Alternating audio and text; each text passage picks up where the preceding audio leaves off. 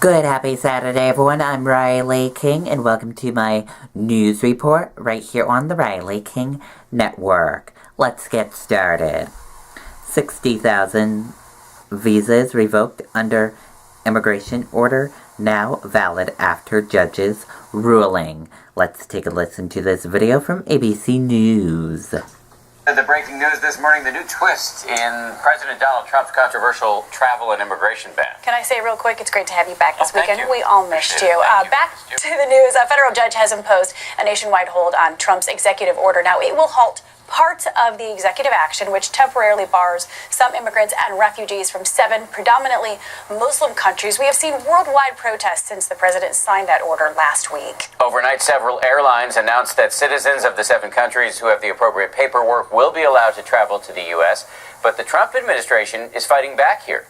They certainly are. White House spokesman Sean Spicer releasing a statement calling the judge's order, quote, outrageous, and vowing to take legal action to defend the president's executive order. So let's head straight to Washington this morning. ABC's senior justice correspondent, Pierre Thomas, joins us. Hi, Pierre.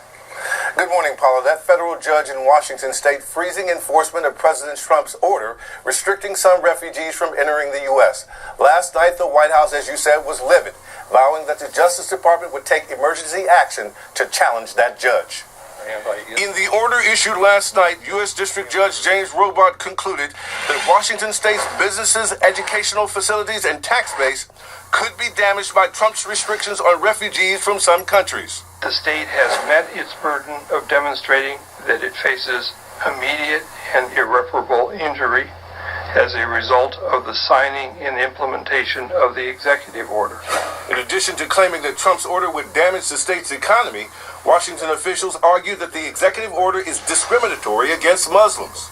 But they suspect that the ruling in their favor is only round one. I'm certain the president will not like this decision, but it is his job, it is his responsibility, it is his obligation as our president to honor it. And I'll make sure he does. The order is effective nationwide and impacts roughly 60,000 foreign nationals who had their visas revoked due to Trump's order. It's unclear this morning whether those banned from entering the U.S. will be allowed to do so anytime soon, and how this affects thousands of refugees and immigrants already in the country. At least 4 overseas airlines are allowing people from the affected countries on flights to the U.S. The court fight is clearly just beginning, with the Justice Department making the case that Congress has given the president broad authority to oversee immigration and to protect national security. It's the president that gets to make the determinations, and the court doesn't have authority to look behind those determinations. It was a confusing day. There are multiple lawsuits challenging the executive order across the country. In a separate case in Boston, a federal judge said while there were compelling arguments on both sides, he does not believe that those challenging Trump's executive order are likely to succeed. Some legal scholars believe there's a strong likelihood that at least one of these cases will make its way to the Supreme Court. This fight appears far from over. Much more to come on this, but Pierre, let's get back to this case in Washington state. Some people might be surprised to learn that the judge in question here is not a liberal. Dan, here's what we know. The judge was nominated by President George W. Bush and confirmed by the Senate in a vote of 99-0. Pierre Thomas, our Chief Justice Correspondent. Paula, sorry for interrupting you. Carry on. No worries. Thank you, Dan. Thanks, Pierre. Okay, and there you go on that report.